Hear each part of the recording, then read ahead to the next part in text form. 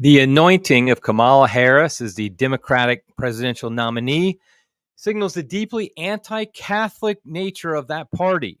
So why do some self-proclaimed Catholics still support her and the Democratic Party? That's what we're going to talk about today on Crisis Point. Hello, I'm Eric Simmons, your host, editor-in-chief of Crisis Magazine. Before we get started, you know the drill. Smash that like button, subscribe to the channel, let other people know about what we're doing here. You can subscribe to our email newsletter.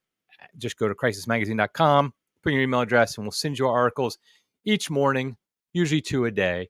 Also, you can follow us on social media at Crisis Mag at all your major social media channels. Okay, so after a grueling primary campaign in which she amassed hundreds of thousands, millions of Democratic voters voting for her, finally, Kamala Harris is the official Democratic nominee for president. Oh, wait a minute. That's actually not what happened, is it? Actually, not one person voted for her. Actually, she's never won a primary delegate in her life. Oh, but besides that, she is a Democratic nominee because the power brokers at B basically got rid of Joe Biden, who was failing as a candidate, and replaced him with somebody else that they could control as easily as they controlled Joe Biden. And so that's what we have now. We have Kamala Harris in this very undemocratic process is there to save democracy for us.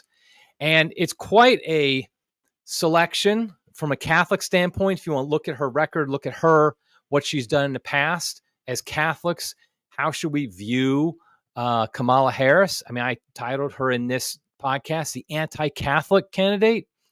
I really do think she is. I think that essentially most Democratic presidential nominees, candidates, they are typically anti-Catholic. Joe Biden was anti-Catholic as a Catholic. And I think Kamala Harris is no different. In a lot of ways, she's just a standard Democrat. I mean, she doesn't really go outside the party line. She is as woke as the rest of them. She is pro-LGBTQ, TF, I don't know, plus as the rest of them. She is very, pro-trans. Pushing gays on kids. She's basically pro grooming. She's progressive to the core. Which one thing I think we need to remember is, if you are progressive today, that means you are anti-Christian, because Christianity is what our society was based upon. Yes, I can go back and, we can go into detail about how American Christianity, the foundation of America, is more Protestant Christianity, which is flawed from the beginning, but it's still Christianity. It still has the remnants of Christendom. And that's essentially what our society has been built upon. So if you're progressive, which means, in effect, you want to destroy the past and create a brand new future, well, that means you want to destroy Christianity. I mean, I know there are people who call themselves progressive Christians, but it's an oxymoron to be a progressive Christian.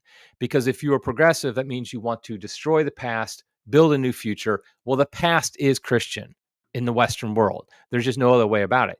Perhaps if you were progressive in Saudi Arabia, you could be Christian because you want to destroy the Saudi Arabian Islam back tradition, that foundation. Okay, fine. But here in America, in the Western world, to be progressive is to be anti-Christian. And so Kamala is therefore anti-Christian. Now, on abortion, she's like the other Democrats in a sense, but I would argue she's far worse.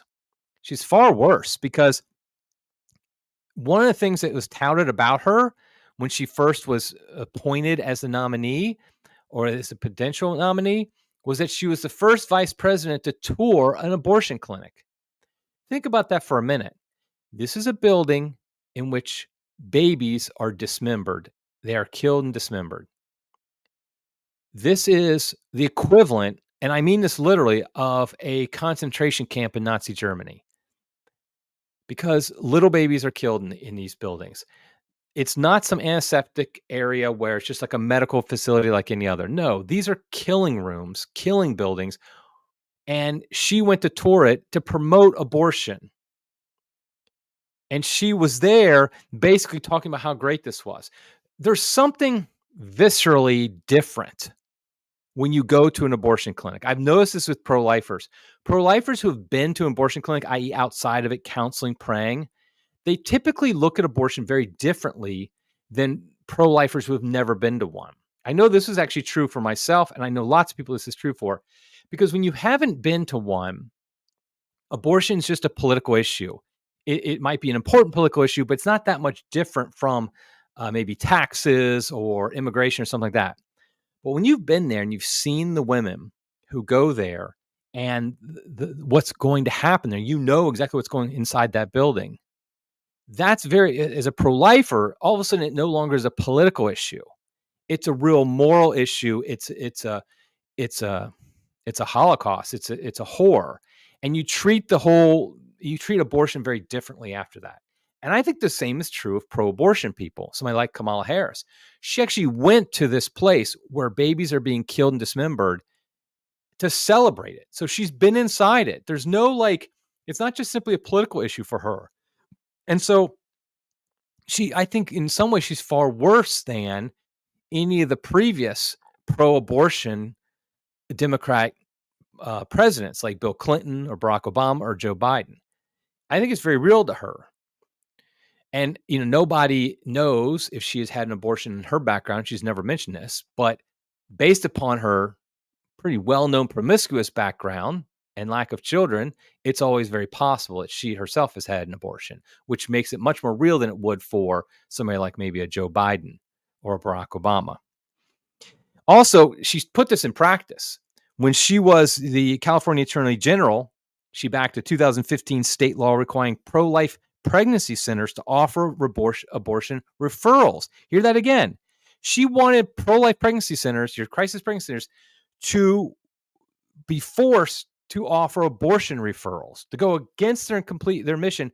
Remember, most pregnancy centers are Catholic Christian based. So she's basically saying, Christians, Catholics, I'm going to force you to refer people to abortion. Fortunately, the Supreme Court the U.S. Supreme Court struck the law down.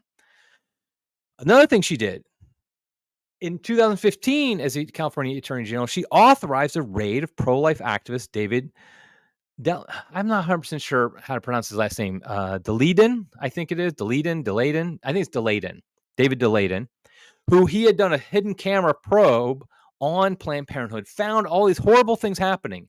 And so you would think, as an attorney general, somebody uncovers horrible practices happening at some business in your state. You go after the business, right? No, she goes after the whistleblower. She goes after David Dalayden, and she wants to prosecute him. And he was, by the way, what he was revealing was that Planned Parenthood affiliates were selling fetal tissue from abortion for research. And so, I mean, she of course got a lot of support from Planned Parenthood. And so she used it for their favor to go after somebody who was revealing how evil they were. She's also explicitly anti-Catholic. Not just like in the general sense every Democrat is, but specifically when she was a senator, this is in December 2019, she confronted the judicial nominee Brian Boucher. Again, sorry, I mispronounce last names all the time. I can barely pronounce my own, so forgive me. She confronted him by his membership, and get this, the Knights of Columbus. She asked him pointedly if his membership in a, quote, all-male society comprised primarily of Catholic men. I guess she means maybe non-Catholics. No, it's just Catholic men. That affirmative teaching of the church disqualified him from sitting on the federal bench. She thought being in the Knights of Columbus. Now, any Catholic who knows the Knights of Columbus, what they're like, this is just laughable. She thought being in the Knights of Columbus might disqualify you from being being a judge on the federal bench. You know, the group of older guys who drink beer and raise money for disabled kids and things like that. That's a threat, according to Kamala Harris, simply because the Knights of Columbus is Catholic and they do affirm the teachings of the Catholic Church, i.e., they're against abortion, they're against the gay stuff, all that. She thought that alone could disqualify you. I don't know how you could be more anti-Catholic than being anti-Knights of Columbus, for Pete's sake. Now, today she actually picked her vice presidential candidate. Tim Walz? I think it WLZ. I don't think there's a T in there. So Walz, who's the governor of Minnesota. He is a radical progressive. I saw somebody online today say she went with the online choice, meaning her campaign is so in the kind of Twitterverse and online world that she picked the most radical progressive she could. Instead of picking a more middle of the road candidate, middle of the road for Democrats, that is, she picks somebody who's a radical progressive. I mean, he's an old white guy, so I guess they figure that makes him, by that alone, probably makes him middle of the road for Democrats. But his policies are radically progressive. He's very pro LGBTQ alphabet gang. He actually signed a bill in Minnesota that lets the state of Minnesota take away your kids if you disagree, basically, to sterilize them, to perform surgeries on them, to trans them. So in the state of Minnesota, they could take away your kid if you oppose using barbaric procedures to trans the kid.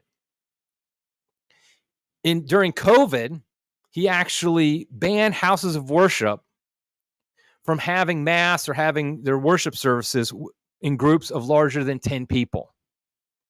Now, remember, this is the same guy who allowed rioters to completely control the major city in his state and do nothing about that, burn it down.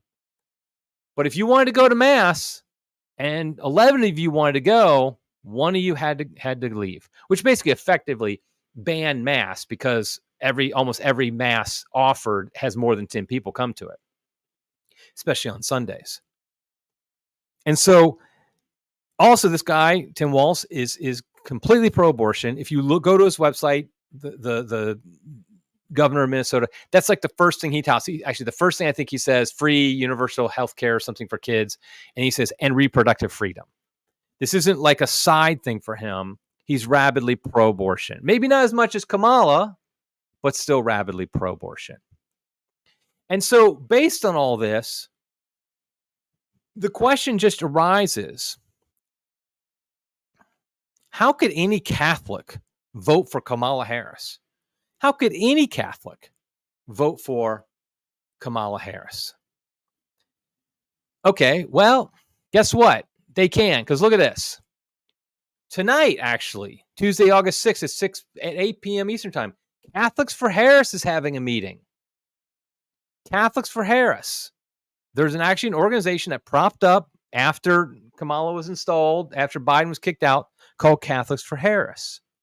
And they're having a meeting tonight, their initial meeting. I just want to say, perhaps some of you out there might want to go to this meeting and inform them of what you think about people saying they're Catholic and being for this completely anti-Catholic candidate. I'm unable to make it, but perhaps you could. Just a suggestion. So this is run, by the way, by Christopher Hale, who's basically a Democratic hack. He ran for Congress, I think it was, something in Tennessee as a Democrat. He's very much supported Biden, now supports Harris. He has an interesting background, though, to be honest. His background, when he ran for office, there was a whole report about him bouncing checks, about saying he's going to raise money and didn't, about where money went to, a lot of questions around that. But one thing I thought was interesting, at least for Catholics, I think is this section here where from an article, this is from a Tennessee article about his campaign. It says, separate from the campaign finance questions, Hale has also been accused of fraud in a lengthy letter provided earlier this year to Washington, D.C. Attorney General Karl Racine's office. Hale has not been charged with any crime related to that complaint. The documents, however, provided to the Attorney General claim that Hale used an email list from a defunct nonprofit organization he had previously worked for in order to solicit funds from former donors. According to the documents, the fundraising request made it seem like the money was for a new nonprofit called the Francis Project, with a mission to politically engage progressive Catholics. Again, remember what I said earlier about you cannot be progressive and be Catholic, not in the Western world. To engage progressive Catholics, when instead the funds went to a for-profit company registered in Hale's name. Hale's emails used Catholic imagery, including pictures of Pope Francis, and asked for funds to help support activist causes and messaging to push back against the agenda of President Donald Trump. Joseph's letter to the Attorney General details how Hale was told not to use the email list and how he continued to do so. The letter also contained the business registration document showing Hale created the Francis Project as a for-profit company and not a nonprofit. So this Hale guy who's running Catholics for Harris, let me show that again, Catholic for Harris, he seems like quite a bit of work with like a checkered past. He's basically a Democrat operative who's created a front group for Harris, claiming that Catholics are for her. What's interesting is, if you look at actually their Twitter account, which just started recently, it's 100% just made up of things against Trump, like Trump being immoral. For example, he says, as Catholics, we don't think a legally adjudicated rapist and convicted felon should serve as the 47th president of the United States. Obviously, he's, 47th president of the United States. And then he continually refers to some of Trump's dealings, let's just say, allegations, and some I think are true about his, I'm trying to keep this a family-friendly podcast, but some of his activities with ladies, we'll just put it that way. But you have to wonder what he's thinking by bringing this up when most people realize the background of Kamala Harris is not as a, let's just say, a Disney princess. I mean, she rose to her position of power by I mean, this part is, I'm again trying to keep it family friendly. She was basically the mistress of a married man who was I think the mayor of San Francisco, who helped her to gain more and more political power. And so it's not exactly like trying to say that Catholics can't vote for Trump because he has an immoral past in this area doesn't really work, because so does Kamala. The fact is, none of the candidates running for president this year, almost any year, are morally impeccable or even examples. I mean, Trump does have a morally checkered past. There's no question about that. Kamala does too. Joe Biden does too in many other ways. I mean, they all do. To act like any of these guys are paradigms of moral virtue. I remember the 1990s when there was arguments against Bill Clinton because of his checkered moral past. And, many Christians were saying he's not qualified for office because of that. Well, the fact is, I mean, we just have to be realistic. They're all like this on some level. I would say probably, unless their name is Ron Paul, almost all these politicians have some real moral issues in their past. And some of those moral issues led to them gaining more power. I mean, look at the fact that these members of Congress become extremely rich by being members of Congress. I mean, Nancy Pelosi is worth so much, and there's no way that it could just be from her salary or her stock picking skills that she's so rich. I mean, they're all have immoral things. So the question just simply becomes, who will be the better president? Will it be Kamala Harris or Donald Trump or RFK or whoever? Not whether or not they have some a checkered past in their background. Yet that's exactly what this Catholics for Harris group is doing. They're just saying, oh, how could Catholics? They're trying to kind of touch on how Catholics do care about morality. We do. We do think that's important. It would be great to have a president who is morally upright, a blessed Carl, so to speak. But simply put, that's not an option. That's not an option hardly any year. I don't know in my lifetime if it's ever been an option. I mean, maybe Mitt Romney was morally upright in some ways as a Mormon. I don't think there's been any real scandals, but I mean, I imagine he probably got some things in his background too. So ultimately, it's just a silly point. But what I notice is they haven't brought up anything about her policies, because I mean, we don't know what her policies are for that matter.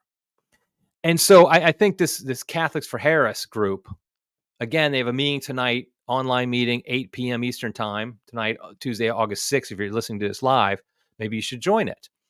It's bit.ly/Catholics for Harris. And so what I think we need to recognize is that Catholics, it just simply voting for somebody like Kamala Harris is just untenable. Now, here's the elephant I want in the room that I want to address. The fact is, the Catholics that are most okay, first of all, let me take a step back before I address the elephant. I'll put it this way: the elephant's wearing a white robes. When you look at polls of who Catholics are supporting, we have to be honest and know that the vast majority of people who say they're Catholic are not practicing Catholics. They don't attend Mass each week, which makes them not practicing Catholic. They don't go to confession regularly. They don't necessarily believe what the church teaches.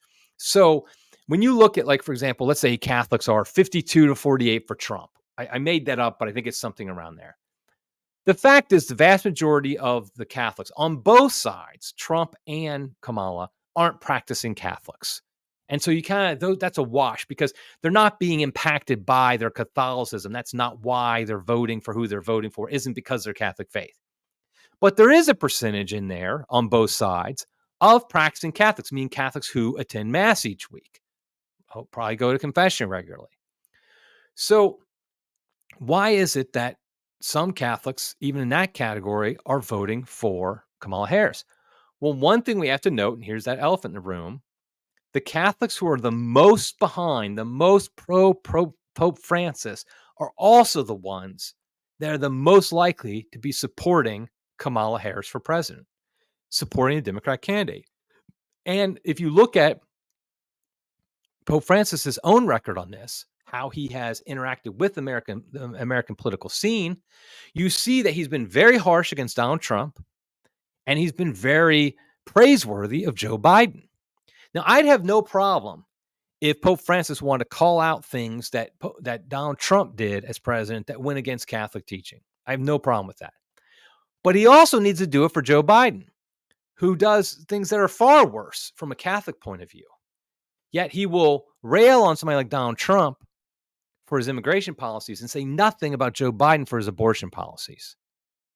And so the fact is that we have a pope who is basically endorsing the Democratic nominee, no matter who it is. I'm not saying he's coming out there and explicitly endorsing Kamala Harris. He won't do something like that, or Joe Biden in the past.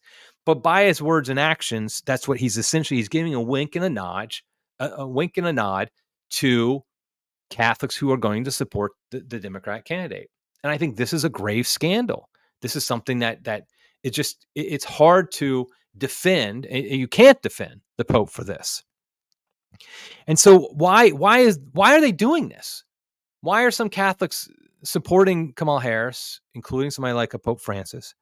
I think what happens is two things. First, I think they prioritize certain issues, certain political issues, to the detriment of all others. And so, for example, they would say, like, helping the poor, but they have a very warped idea of what it means to help the poor. They think that always means big government giving money away, giving your money away, taking money from you and giving it to others. And so the politician who supports that, they think that's the better way. Likewise with immigration, they think open borders is a good thing, that, we cannot turn anybody away. That would be un-Catholic to do. Of course, that's completely ludicrous. I had a podcast about this a few months ago, I think it was, again, about immigration policy, that Catholics absolutely should support a closed border, or more closed than we have now at the very least.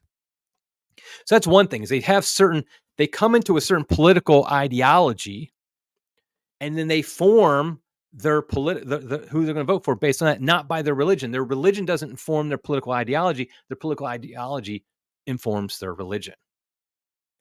And so another reason, though, I think, honestly, is I think progressive Catholics, again, that's an oxymoron, I recognize that, they put this world over the next. Their only thinking is this world. Now, the ways they want to improve this world are just horrifically wrong and will do more harm than good. But even giving them the benefit of doubt that they're sincere and good natured, good intention, they put this world above the next. And so the idea that, just let's use abortion, they are thinking only of, this woman, her life could be somewhat better if she didn't have this kid. But of course, she's putting her eternal soul in jeopardy by having her child killed. But in this world, maybe she's going to have a better job or something like that. It's a completely warped sensibility. and it's awful. But that's what leads somebody to support somebody like Kamala Harris, a Catholic. Now, I know people say all the time, you can't be Catholic and vote Democrat. You can't be Catholic and vote for a pro-abortion politician. You can't be Catholic and vote for Kamala Harris. I hate that language, to be honest. I mean, I'll just be blunt. I don't like it when Catholics say that. Because number one, I don't think it works. Because the people who are thinking about voting for Kamala Harris, the Catholics who are thinking about voting for her, are voting for her, they're not going to listen to your statement that you can't be Catholic and do this. And so it doesn't work. I don't know who it would actually change their mind, because if you're already adamantly for Kamala, it doesn't matter. And if you're just thinking about it, it just is like you're just thinking to yourself, yeah, I can be Catholic because I see other Catholics doing it. So I don't think it works. Second, I don't think it's true always either, in the sense that the church has made very clear, and I know I'm going to upset some people when I say this, but the church has made very clear that when you vote, there are prudential aspects in mind, and often you have multiple candidates, all of whom are wrong about certain things. So you're always going to vote for a candidate who is going to, almost always going to vote for a candidate who violates at least some Catholic teaching or doesn't really support certain aspects of the church's teaching. That's just the way it is. And sometimes you're going to get a situation where you have multiple people who are pro-abortion, for example. And the church has said you can vote for somebody who is pro-abortion in that case, as long as you're not voting for that person because they're pro-abortion. Or instead, it's more like, well, I just, because it's the better in all these different reasons. So I don't think it's actually true either.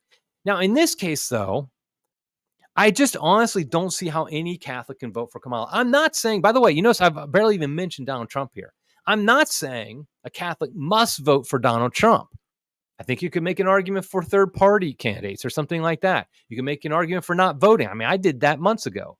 I've made clear I'm voting for Donald Trump. I'm supporting him. But I don't think it's mandatory that a Catholic vote for Donald Trump. But I do think at this point, I don't see how a Catholic could vote for Kamala Harris. She is anti-Catholic. She is rabidly pro-abortion. She is rabidly for the trans and gay agenda that wants to groom our kids and wants to destroy civilization as we know it. We will not be, as Catholics, we will not be allowed to live as we need to live to be faithful Catholics with a Kamala Harris presidency. She will do very many things to make our lives worse and make the lives of innocent people, obviously the innocent unborn, innocent children who maybe are confused or upset, and now all of a sudden their parents are transing them, or their school is transing them, or whatever the case may be, giving them a life of hardship, telling gay people who struggle, I should say, with homosexual tendencies, telling them that, oh, no, you have to embrace these feelings, even though they're going to be destructive to you. All these things that wrecking our economy and leaving people in, families having a difficult time supporting themselves. All these things that Kamala Harris praises to do. I mean, there's nothing that could be that is further from a Catholic vision of a just society, the common good, than a Kamala Harris presidency. So I just don't see it. I mean, I think Kamala Harris is the ultimate anti-Catholic candidate. And as Catholics, we should really pray and work that she does not win in November. Okay, I'm going to wrap it up there. I appreciate you joining us. Until next time, everybody, God love you.